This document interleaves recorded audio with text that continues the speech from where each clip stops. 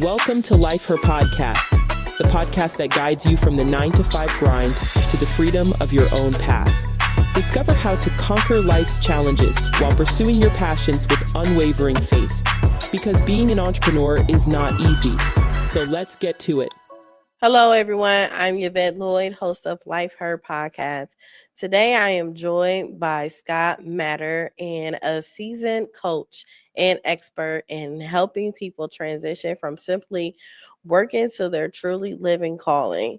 With over a decade of experience, Scott specializes in mindset and behavior change, guiding individuals to align their time, talents, and treasures with their deeper purpose. As a certified human behavior consultant and member of the John Maxwell team, Scott empowers others to lead effectively, communicate and authentically, and he live inspired lives. He's also an author of Inspired Living, Assemble the Puzzles of Your Calling by Mastering Your Time, Talent, and Treasures. Through his business, Inspired Stewardship, Scott and his wife, Carrie, have been transforming lives and building the kingdom since 2011. Let's dive into Scott's insight and productivity, leadership, and living with purpose. Hey, Scott, how are you? I am doing great. However, when you say over 10 years of experience, all of a sudden my joints started aching. I don't know why. It's like, when you say it that way, it makes me feel old. Oh my God. Well, you need to relax those joints then. I gotta get some Bengay. Gotta put it on there. That is hilarious because sometimes when I do my introductions, people be like, oh my God, is that me? Well, I always tell people introductions and bios and those sorts of things, they're sort of like Instagram photos. We always frame them where the dirty laundry's not in the shot, you know. I mean, it's there, but you're not going to see it in the background, you know. Exactly. It's like you forget about all that you're doing because it's just what you do. Mm-hmm. Yes. So I want to start off of how do you define calling and why is it important to align with it? Yeah. So first off, I think there's a lot of confusion around that term calling, because I think a lot of times we ascribe our career and our calling as if they're the same thing. And the truth is they're not the same thing. They may overlap, but they don't have to overlap. They're not really the same thing at all. In fact, the words that we use, you've heard the word career and you've heard the word vocation. Well, the word career comes from a word that means cart in Latin. It means a method of getting from point A to point B, where vocation is now what we would call calling. Vocation is the same root word as vocal, vocalization. It means to be called. So a calling by definition is something that is bigger than just the assignment you have, the role you have, the occupation you have, the career, what you're doing today. It's something that kind of lies behind that or below that or within that. And kind of those threads that you can bubble through all of your life are often related to your calling, what you're meant to do. How you recognize it and is when you're doing it, when you're doing something that's kind of aligned with your calling, it tends to give you energy. Yeah. It tends to feed you as opposed to taking energy away.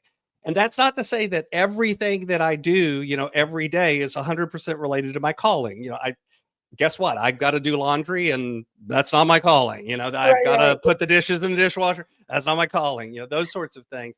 But there's still this core passion that when you get to do things that are aligned with it, you feel energized. You feel like you're finally clicking. You're doing the things that matter.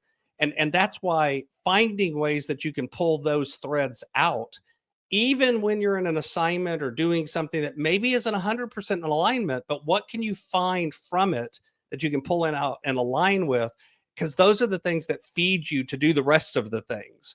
And obviously, the more you can align different components of your life with your calling, the more times those threads show up, the more energy you get, the more fulfilled you feel, the more belonging you feel, because it shows up not just in your career, but in your relationship, in your spiritual walk, in your finances, and your time, all of the different things that you do, or all of the different components of your life. When you can align your calling throughout all of them, that's when you really start feeling like, okay, I've got it together. I'm doing what I'm supposed to be doing.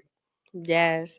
And it's so crazy when I when I was 18 and I went to college, I was going to school. I'm like, oh yeah, I'm gonna be a brain surgeon. I'm gonna do this, and that. So I started off in nursing school, but on the side, my grandmother had me going to school to be an EMT because it was a free course they had offered in the hospital.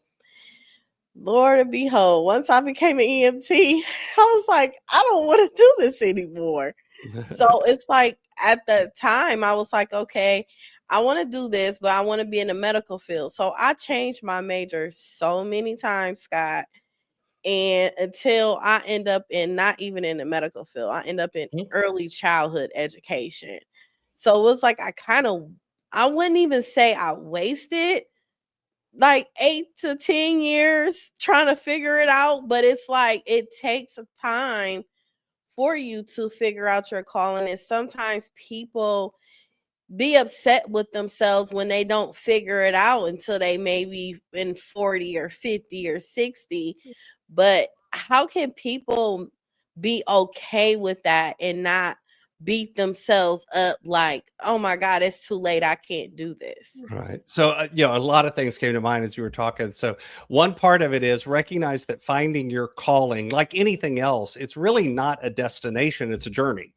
So Yeah. you never really get there. It's always kind of one step further. All you're doing is moving towards it. You never really arrive. And that's just, by the way it is. So there is no, oh, I figured it out. It's all together. It's perfect now. Because guess what? As long as you're sucking wind on this earth, things are not perfect. We don't achieve perfection, but we shouldn't not strive for it. Yeah. So it's recognizing that the actual win, the actual power, the actual energy, the actual connection comes from the striving, not from the getting, if that makes sense. It comes from the pushing through, not from the oh, I got it, I've got it all together. The other thing I would say is, going back to you early on, my guess is, and you tell me if I'm wrong, but my guess is it really wasn't necessarily that you wanted to, quote, be a brain surgeon as much as you wanted to help people and impact their lives in some sort of way. And so really and truly, that could have been played out by becoming a brain surgeon. But what you do in early childhood also plays that out. It scratches that same itch of you're making an impact, you're helping people, you're changing people's lives. Different audience, different methodology, different assignment, different role, same calling. If that makes sense. Yes. And that's pretty cool how you put that, because sometimes people will say calling and they be like, it's a calling that God given to them. But the way you strategize it and put together calling, it makes it more sense and it makes it less stressful. Because a lot of times when we hear calling, it's like something just flashing quick before our eyes and just thinking of something, when in reality it's really a breakdown in moments of our lives and seeing our true character on who we are as an individual. Because a lot of people have input on where you should be in life or what you should do in life, when you have to figure it out on your own for yourself. Right. Well, and keep in mind, there are people that are doing the thing not because it's what they want to do, but because it's what someone else wanted them to do. So stop and think for a minute. There's someone who has an appointment to go see a doctor that the only reason they're a doctor is because their mom wanted them to be a doctor. Yeah. Okay, I really hope it's not me who has that appointment. Because that's not the doctor I want to go see. I want to go see the doctor that has a passion for helping people, for caring about people, for healing people. I want to be going to the doctor that wants to be a doctor because they want to be a doctor. And that's kind of something that we get confused.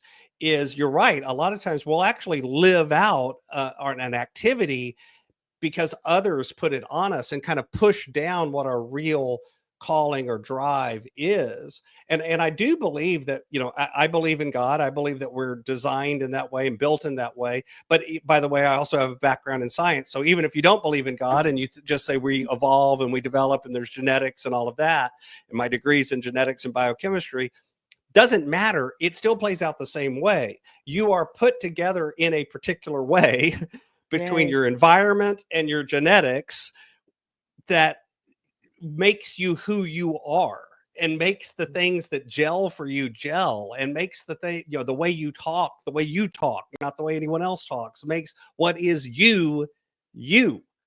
And that's part of what I'm talking about when I'm talking about calling. So I don't care if you want to ascribe it to a higher power in God, or if you want to ascribe it to, purely mechanical clock making. Doesn't matter. The end result is the same. You're wired a certain way, you're put together a certain way. And if you can do that, man, then all of a sudden it's like, wow, this, that's the old thing of, if you do what you love, you'll never work a day in your life. You hear people say that. I don't really like that expression, because I think there's some setup for some falsehoods and some frailty there. But it is this degree of, as you do things that are more and more aligned with your calling, they feed you, and it creates a positive energy feedback loop, as opposed to taking energy from you, which pulls you down and makes you, that's where we end up sitting on the couch eating ice cream and, watching Netflix till 3 a.m, and doing those sorts of things that are bad habits. Yeah. And so, with people still trying to figure it out, what are some of the steps that someone can take to discover their calling? Because sometimes they don't even know where to begin. Mm-hmm. So absolutely. I'm going to give you 2 different exercises, because they actually work together. And I'll share some information later where people can actually go download these if they want to. These are also in the book that you were talking about earlier. So there's lots of different ways you can avail yourself of it. But honestly, this is something you can do on your own. So the first one is a looking back activity. So literally just sit down, pull out a notepad, pull out a piece of paper, open up a document on your computer, whatever you want to do. And down the left-hand side, just start writing all of the things that you've done. And I'm being deliberately vague. This isn't just career. This isn't just things that you've done in terms of jobs. I mean, talk about relationships you've been in. Talk about that time you were a counselor and, when you were 13 years old. Talk about just as verbose as you can, as many activities as you can, things that you do as hobbies, things that you do for fun, everything that you do, put it down on the left-hand side. And then next to it, draw 2 columns. And in the first column, for each of those activities, write, what are things you love about doing that? What were the things about doing that you felt connected to, that gave you energy, that you enjoyed, that brought you joy? And then in the last column, write down things about that activity or that role or that thing that you did that didn't bring you joy, that were, we could say hated, but at the very least, the things that pulled energy from you, that you didn't like as much, or that felt draining when you did it. And basically, the goal of this is to fill up a piece of paper. I've seen some people do 4 or 5 pieces of paper, depending on your age and how verbose you want to be. But the idea is then to go back over it and look for patterns both on the love side and on the not so fun side. Look for things that keep showing up. They may show up in different ways, but they're related. So for me, things like teaching, things like helping other people really connect to what they're supposed to do.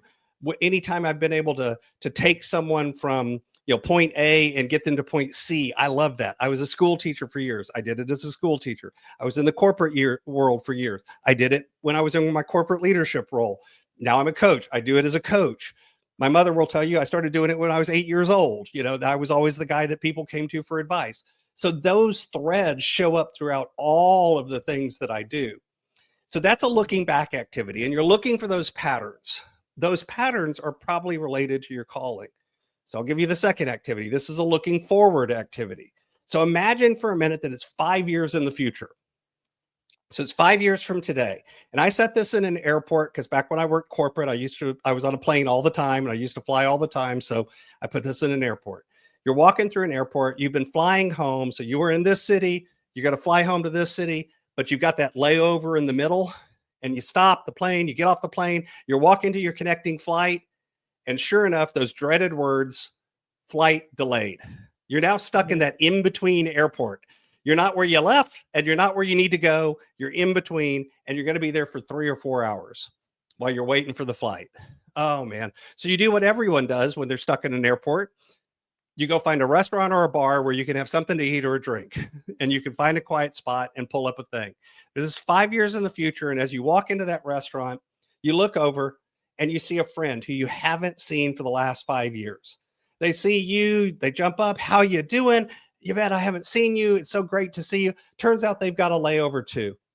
So you grab a quiet table in the corner, you sit down together. Your friend looks at you and goes, man, it's so great to see you. How have the last 5 years been? And you say, you know what? These have been the best 5 years of my life, because your job is to, on a piece of paper, write what comes after the word because. What is it about your life that would make you say, this has been the best 5 years of my life? What would be true about your finances? What would be true about your relationships? What would be true about your spiritual walk? What would be true about your career? What would be true about your recreational life? What would be true about all of the different components of your life, your health, your fitness, everything that would make you look at a friend of yours and say, man, these have been the best 5 years of my life? And again, the idea is to paint a picture, be very verbose, write a lot.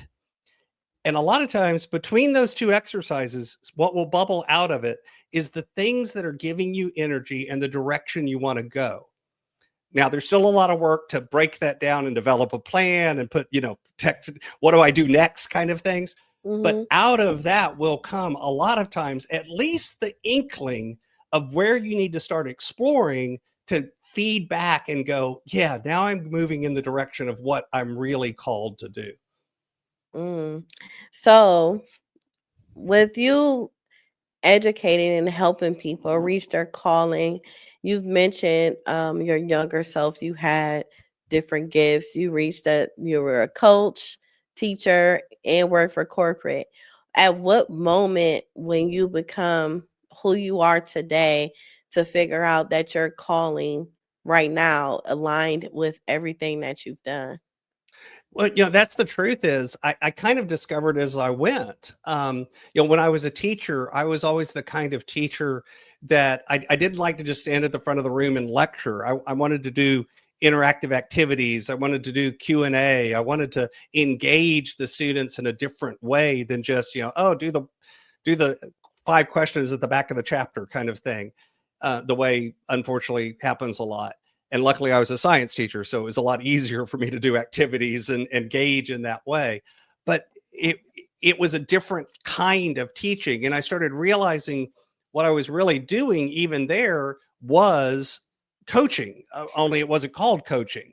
It was that idea of engaging with people and pulling out of them what is already there, motivating them, engaging them, entertaining them, all of the other things that come along with that. But yet there was also a lot of being a teacher that didn't align with what I really loved and really wanted to do. When I moved into the corporate world, I moved very quickly into a leadership position, and my job was to develop teams and then also work with clients. Even there, I started finding ways of engaging. When I was working with leaders in the company, I tried to do it in a more coaching methodology and a more engaging methodology. I tried not to just be a manager or a director, but rather a leader, somebody that engaged with folks. People would come in, I got a problem. Great. What do you think we should do? Tell me about the problem. Tell me what you think we should do. Yeah, great. Go do that. I wasn't the one solving the problem. I was engaging with them so that they could solve the problem. Mm-hmm. So even there, it was things that are related to being a coach, only I didn't realize that yet. As I did more and more of it, I started realizing, I need to get better in these areas because this is what I really like to do. So I started educating myself and learning more about it. That's when I learned the name, but I was doing it before I knew what to call it, if that makes sense, and then as I learned more about it and educated more and got better at it is when I began doing coaching on the side and eventually transitioned to doing coaching full time and, stood up the coaching business. And I tell everybody, I don't know that this is the last thing I'm going to do.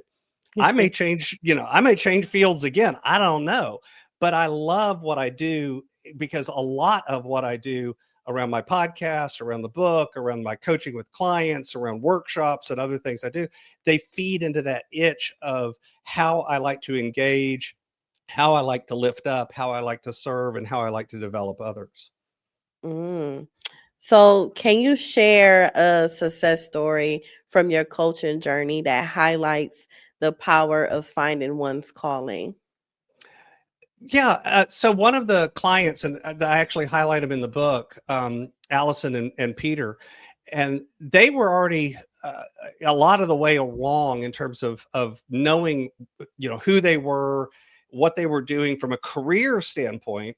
But what was holding them back in their case is they were struggling around the area of money and finances because they were doing things, and those things were even the right things, but then the way they were living it out wasn't really achieving what some of their deeper goals and deeper passions were, and instead was holding them back from being able to do everything they wanted to do. So, example, she was a nurse. Well, because of their financial situation, she was ending up working a lot of overtime. Part of her calling is she wanted to be home and engage with the kids in certain ways. Now, she didn't want to be home full time. She wanted to work still, but she didn't want to work as much as she was. He had kind of split off from an agency and had started his own business and really had this dream of getting the business going. And he loved working with people in the area of marketing. I mean, that he's truly gifted at it. And he really loved doing that. And he wanted to do it, under his own banner for himself, not as an employee. So he'd split off and started his own business. But again, because of a lot of psychological and fear things that he had, it was holding him back from growing his business. So his business is not doing well. She's now working all this overtime. She's not able to do some of the things that she really felt called to do. What does that do in a marriage? That creates friction. Yeah. And don't get me wrong, they loved each other. They were on the same page a lot of the time, but there's still friction there. Yes. And so we started working together, and they, knocked off a lot of goals. His business went from actually doing pretty good, but in his mind doing terrible. He felt he was just one client leaving away from having to close the doors. It really wasn't true, but he couldn't see that. And as we got his mind straight and his behavior straight, his business has more than tripled in 3 years. Wow. She now kind of, if she wants to work overtime, she works overtime. She doesn't want to work overtime. She says, nope, I'm good, and doesn't work overtime. She's getting to do more of what she wants to do. They paid off their house. They had a goal of paying off their house by the time they were 40. They paid it off when they were 38. They paid it off early. All of these different dominoes fell, and it really wasn't because, they did a budget and they did this and they did that. It was because they were engaging around, wait a minute, we do have things that we're meant to do. Let's engage with our calling in a way that lets us be more authentic, more intentional, and less based on fear. And as you get those psychological blocks out of the way, man, the other stuff takes care of itself. Yeah, that fear is something else. That fear is something. Absolutely. So when you have that fear within you, how do you help people shift their mindset from doing more to doing the right things? Yeah, we wear busy as a badge of honor. I mean, think about it. People ask you, how you doing? Typically, when someone says, how you doing? There's one of two answers. I'm fine, which is really just a polite way of saying, please don't talk to me. That's really what that is. The other answer that you'll give with like friends or family a lot of times is, I'm busy. We actually, even before we started the interview, we were both talking about, we've got meetings coming up. We've got that. Yes. I'm busy. I've got a lot on my calendar. I've got a lot going on. So busy is held up as if it's somehow a badge of honor. It's good to be busy. Truth is, busy simply means doing a lot of stuff. So truly, if you wanted to be busy tomorrow, you could go to your backyard, take a pile of rocks from one side of the yard, walk them over to the other side of the yard, put them in another pile, and just go back and forth all day long, moving rocks from one side of the yard to the other side of the yard and back again, and you would be busy. Yeah. I don't think anyone would be happy. You would look up and go, why am I doing this? Because busy isn't really the badge. That's not really what you're after. What you're after is productive. And productive by definition is doing things that matter, doing things that are authentic, doing things that give you autonomy, doing things that give you purpose, doing things that feel like they matter. And I don't care if you're an employee, if you're a business owner, if you're, a stay-at-home dad, a stay-at-home mom, doesn't matter. It's doing the stuff that feels like it has purpose. That's what matters. So how do you do that? Well, a lot of it is breaking down to what sounds really simple, but it's hard to put into practice. It's simple, it's not easy. And that's the idea of creating a plan, execute on that plan, review what actually happened, reflect about what I liked and didn't like and what would I do different, and then repeat the process. Do it over and over again. And that little Chinese nesting doll of plan, execute, review, reflect, revise, repeat, do it over and over again, and keep doing that, whether it's daily, whether it's weekly, whether it's monthly, whether it's yearly, doesn't matter, makes you start to make little tiny incremental improvements. And as you do that, you get better and better, because you start paying attention to what I like to call invisible time. So the invisible time is, if I ask somebody, I'm not going to put you on the spot, but if I ask somebody, how much TV did you watch last week? People will say, oh, an hour, maybe, that kind of thing. Oh, how much YouTube did you watch? Oh, maybe 30 minutes. How much did you scroll on Facebook? Oh, maybe 45 minutes or so. But then if you actually look at their time, it's 3, 4, 5 times those numbers. A lot of times, how many hours of TV did they actually watch? Oh, 8 hours, spread across. So it's invisible time. We don't even see it in our, it doesn't enter our consciousness. We're not intentional about it. And because we're not, it sucks away time and energy. We're busy, but we're not actually productive and spending time doing the things that matter. So this is less about working 24/7 and, the hustle culture. I hate the hustle culture, sleep when you die, work 24/7, blah, blah, blah. That's stupid as far as I'm concerned. Instead, it's about dialing out, getting rid of the stuff that doesn't really matter to you so that you can do the stuff that does really matter to you. That's true. So as people assemble the puzzle of their mind calling, what is the one piece they must never overlook? I think the biggest thing is to not overlook that idea of being intentional and being inspired about it. Meaning not, being intentional means I'm not living life by accident. I'm actually spending time doing the examining, doing that self-reflection, doing that, looking at myself. And don't get me wrong, it's really uncomfortable to do that. It's really uncomfortable to look in the mirror and go, you know what? I'm part of the problem. Matter of fact, I'm kind of the whole problem. Let me fix that. Because it's owning that idea of you aren't a victim. You actually make choices. You have power. One of the phrases that I tell folks is, you're not allowed to say, I had to. Instead, you change that to, I chose to. Yeah. Because here's the truth. I could put a gun to your head right now and say, if you don't do fill in the blank, I'm going to shoot you. And there are things that I could put in that blank and you'd look at me and go, well, you're just going to have to shoot me. I'm not doing it. Yeah. So even in that extreme situation, you had a choice. You could say, you're just going to have to shoot me. So there's always a choice. And what we do a lot of times is we abdicate that ability to have the power to make a choice by saying, well, I had to do that. I had to buy a car. I had to quit my job. I had to. And what you're really doing is saying, I have no power.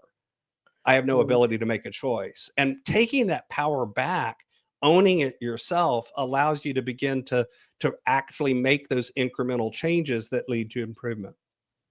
That is so true. And what you saying is like identifying yourself and bringing your power back. I'm 41 and I'm just now hitting that point at the moment. And I'm telling you, like from you saying, like scrolling on social media, watching TV, I do so much less of that now, to a point I will sit all day and educate myself most of the day of things that I have interest in when it comes to, like, if I want to do crypto or stocks, or it's everything that my mindset is at right now, it pertains to building wealth and being wealthy, because I come to realization from like losing people close to me in life, they will work all their lives and still not enjoy life.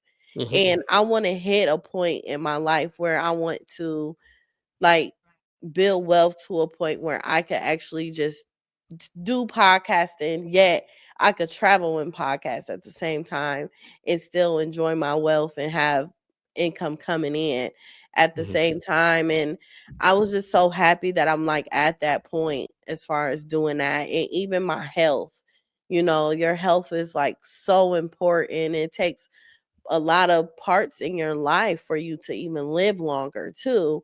So those are like some things that I really focused on, and I've been doing it a lot more consistently now, of getting those like them first 21 days being consistent of doing something. I'm like surpassed that now. So it actually feels good, and it'll feel good when you actually reach your calling. I feel like now it's like I'm at my calling. Mhm. Yeah, well, and again, remember it's always a journey, so you're not there Yeah. yet, but you're continuing to learn more about it. One of the neat things that I try to help people do is, I think a lot of times there's kind of two extremes, and the power comes kind of in between. It's what I call the both and, where you kind of do a little bit in the middle. So one extreme is the folks that are, they're fixing to, I'm from the South, so we have that great expression, I'm fixing to go get supper. I'm fixing to whatever. Fixing to is getting ready. And so a lot of us spend a lot of times, quote, getting ready. We're getting ready to do something. We're in preparation mode. We're learning more. We're engaging more. Nothing wrong with that. But there are times that we end up using that as an excuse to not actually do the thing. Oh, that is I need so to learn true. more, so I'm not going to do it yet. I got to learn more, so I'm Yeah. not going to do it yet. The other extreme is sort of well, you know what? I know because I have a tendency to not take action. I'm just going to jump in and make a quick decision and go all in. I'm going to burn the boats, do everything that I can, go all in. That's the folks that look at the get rich quick. I'm going to just put it all in there, and I'm either going to make Yeah. it all or I'm going to lose it all. I'm going to bet it all on some meme coin or whatever. That Yeah. these activities, again, it's not a value judgment. It's not these are good or bad. It's that we have a tendency to move to those extremes, and Yeah. they're really both based out of fear. One of them is based out of the fear of, well, if I never actually do the thing, then I'll never actually fail at doing the thing. I Yeah. haven't succeeded either, but I'm not going to fail. And failure is word. The other is that worry of, that fear of, well, in the past, I've not taken action and I've missed out on opportunities. So I've just got to jump in and move, faster. The truth is, a lot of times the key to really living an intentional and inspired life is finding the way to kind of be in that sweet spot in between the two, Yeah. where there is some preparation, there is some thinking, but there's also action and doing. And so Yeah. finding ways to do it on a smaller scale, finding ways to do it and test it, finding ways to put it into practice way before you're comfortable, but after you've done enough prep that it still feels, there's still some direction to it. It's not just a blind guess. It's not just kind of going all in at the poker table. And Yeah. that sweet spot, that both and in between, is hard to do. That's one of the reasons that engaging with other people, hiring a coach, being part of a mastermind, doing those sorts of things can help you, because you have that, or your spouse, others, accountability partners, people who are looking at you going, you've been getting ready to do this for like, 6 months. Are you going to do anything? And on the other end, the person that looks at you and goes, maybe you don't want to mortgage your house for the third time to try to, do that, that kind of thing. So it's Yeah. helping you shelter from either extreme and go to that sweet spot in the middle, I think is really important. It is. It's really important. So what's the message behind your book Inspired Living, and how does it tie to the framework you teach? So all of the frameworks that I teach, one of them I shared earlier, that idea, that plan, execute, review, and so on. The other framework that I use in the book is this idea of first we have to invest in ourselves. It's kind of what we were just talking about, only I Yeah. didn't use this language. First you do got to do some stuff on you. If you're not able to manage your own limiting beliefs, if you're not able to manage some of your own time, if you're not able to manage your own money, if you're not able to manage the way you think about things and the language you use, do you use the right words both to yourself in your own head as well as what you say out loud? You need to work some on that. And then as you do that simultaneously, so it's not I'm going to finish this and then I'm going to move to the next step. All of these steps kind of happen at the same time. You begin to invest in others. So that's find ways to put it into action. Find ways to do what you're doing in a way that actually reaches out to other people.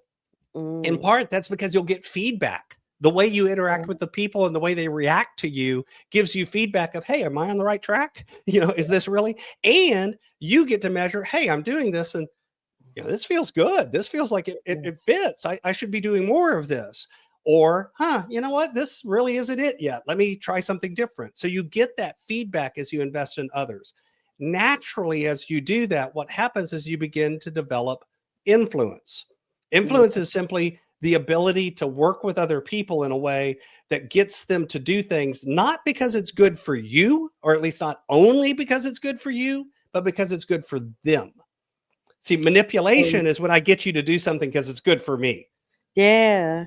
Influence is when I get you to do something because it's good for you. Now, I may benefit as well, and there's nothing wrong with that, but my motivation, my focus is not on me, it's on you. That's influence. So you naturally begin to develop influence. And as you develop influence, you then are going to have an impact. So I call the last step impact the world. The truth is, this again, they kind of all happen at the same time naturally if you're engaging in those processes and in that other framework of plan and so on that I shared. So these frameworks work together. And I use frameworks and systems and habits as opposed to there's one way to do it that applies for every single person. Because the truth is, how that framework plays out in your life is probably going to be a little bit different than how it played out in mine or how it plays out in anyone else's. So the frameworks are uniform. What you do within the framework, the actions you take, the behaviors you exhibit, those are going to be individualized. They are. And that's when you dive a lot deeper into yourself and figuring out who you are. Because a lot of times we just lose our identity or we never discovered it. So taking those steps will actually help a person tremendously for them to be able to do that. So how has your faith shaped your approach to stewardship and coaching? So, my faith journey, like a lot of people's, is not a straight line. It is pretty complex. I was raised in the church. My mother and father raised me that way. I was very heavily involved in a lot of things around that. I had a very deep faith.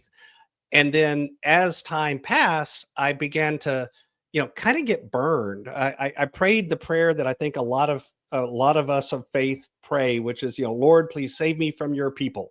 I love God. Not so sure I like some of your people sometimes, and I'm kind of felt the hypocrisy that we all feel and all of this. And I actually left and I considered myself an atheist or an agnostic for decades where I was done with this. Now, interestingly, I still was studying religion and doing a lot of deep faith work, not just in Christianity, but in many of the other faiths that are out there and studying world religion and all of these sorts of things.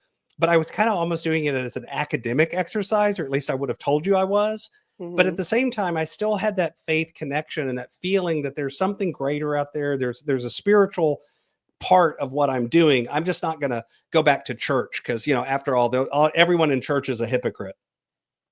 Finally, as I got older, I realized if there was a perfect church out there full of perfect people, they wouldn't let me in.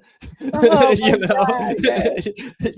I'm just as big of a hypocrite in my own way. I have just as many failings as my own way. And I also began to realize that, I'm having a hard time walking my own walk. I can't walk anyone else's. Tell me The only about person I can walk is mine.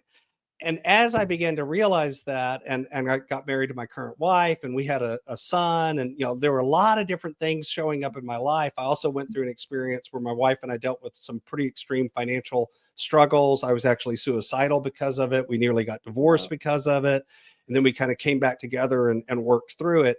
And as all of that was kind of playing out in my life, I returned to that idea of, what, I need a community around me. And for me, that included a faith community. And so, I kind of returned to the idea of church. Again, throughout that, I'd never really left the idea of God, but I'd left the idea of church.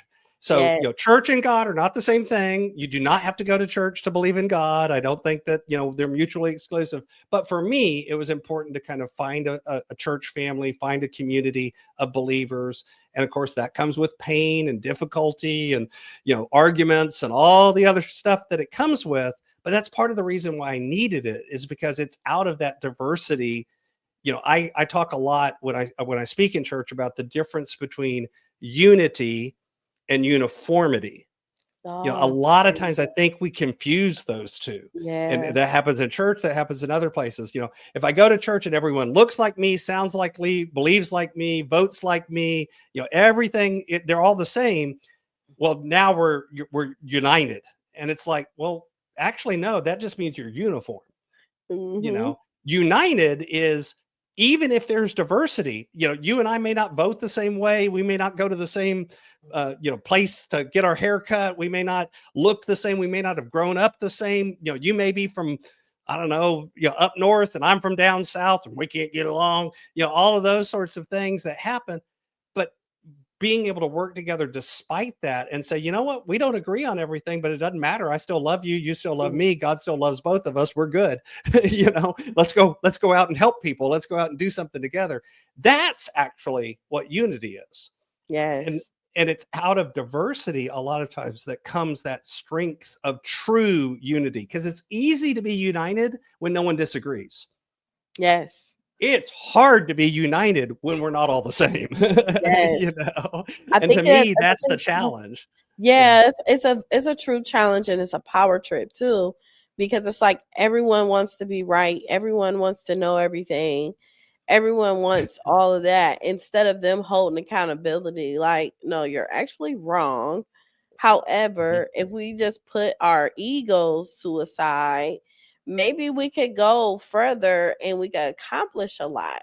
And I understand what you're saying when it comes to like being in church. I feel like that's probably where I've dealt with the most bullies. And it's really sad, but it's like I found my peace, and my peace is aligning with God on my time and building a relationship. And then that's when a lot of people surrounding me that come together, or people I may meet, they are my church, and it makes it a lot more comfortable, and it restores your faith too as well. Yeah, I think, one of the greatest compliments I ever got was from one of my clients who was actually a Muslim. Him and his wife were working with me. And after about a year, he looked at me one day and he says, "You know what, Scott?" And I said, "What?" He says, "You're a Christian, but you're not annoying about it." And I'm like, you know what, brother? I'm going to take that as a compliment. Yes, it's great compliment. It's like, because I know exactly what you're talking about. I understood exactly what your message is. And thank you. I appreciate that. I try not to be annoying about it, because I do think sometimes we do that. And again, it's not just Christians. It's all faith and all. And it doesn't even be faith. It can be, it can be about our football team. We all like to belong to a tribe. We all want to belong to something, and we want to signal that, wear the right hat, vote the right way, wear the right colors, whatever it is. And all of a sudden, belonging to that group becomes more important than anything. And when those signals become more important than anything, now we got a problem. And again, that group could be a good group. It could even mean well, it could even do well, it could even do, but when the group becomes more important than anything else, you got to at least worry about, hey, wait a minute, are we actually confusing, uniformity and unity? And maybe we're starting to kind of end up in an echo chamber where we're all telling ourselves the same thing. And so it's easy to believe that we know it all and we have it all put together, when the reality is it's not that we know it all. It's just we all are saying the same things. Do we invite somebody in with a different viewpoint to challenge us? Do we seek out ways to hear the other side? Do we truly care about and get curious about, I'm just curious why you believe the way you do. Where did it come from? Tell me more about how you got here. And when we have those real dialogues and real conversations, all of a sudden it's hard to hate somebody that you actually know, and see as a human being and value that way. And so I think a lot of times we fail to get past that surface level. And, the other side is always evil. The other side is always idiots. The other side is always worthless. The other side is all the labels. When in reality, if we just sit down together and talk to each other, a lot of times we agree about a lot of things. Yeah. We have more in common than we have different, but we don't even bother having the conversation. Exactly. That is so true. So where can listeners connect with you, learn more about Inspired Stewardship, and get a copy of your book? Absolutely. So I put together a page just for your listeners. So if you go over to my website, which is at inspiredstewardship.com, and then just /LifeHer. So all one word, LIFEHER. Put that in. There's a page there. It's got, I mentioned earlier, you can get the free resources. There's a button there. You can click on it. You can sign up and I'll email you those resources. Below that, there's a place that you could schedule a time with me if you want to jump on a call and learn a little bit more about what I do. There's a place to buy the book. My podcast is listed on there if anyone wants to check that out, and all of those other resources. The only thing on there that costs any money is the book. Everything else is free. And again, you can find that at inspiredstewardship.com /LifeHer. Wow, that is amazing. Well, thank you, Scott, so much. I really enjoyed our conversation. I loved your way of calling. You've changed my mindset in this little bit of 45 minutes of time to look at it and view it differently. And I pray that my listeners will get the same view as well. I really appreciate you. Thanks so much. I appreciate you having me on. Thank you. Thank you, everyone, for tuning in to Life Her Podcast. Remember to subscribe on YouTube and also listen on all audio major platforms, and have a blessed evening. Welcome to Life Her Podcast, the podcast that guides you from the 9-to-5 grind to the freedom of your own path. Discover how to conquer life's challenges while pursuing your passions with unwavering faith. Because being an entrepreneur is not easy. So let's get to it.